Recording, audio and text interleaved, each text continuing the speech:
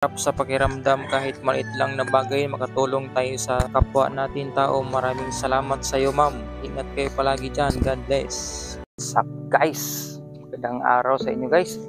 For to this video guys, nakita nyo tong dala ko ngayon guys, blessings to.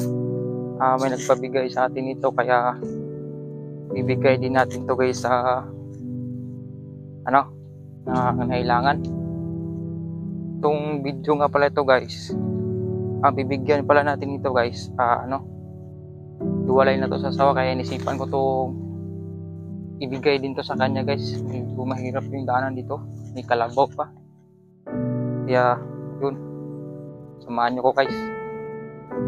Bibigyan natin dito si si Tio Boyet guys.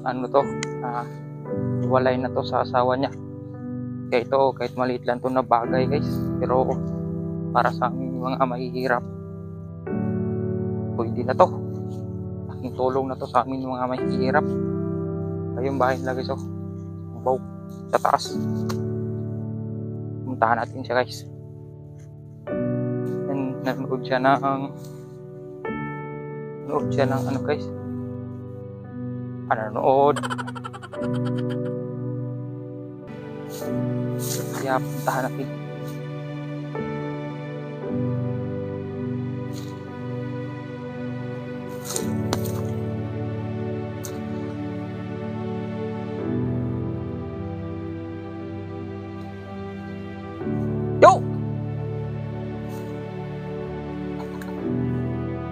Yo! Subit! Yo! Kasulod sa prese na po na pag-iswala. Never pa ako nakaliit. Wala siya dito. Yo! Ito yung bahay niya guys.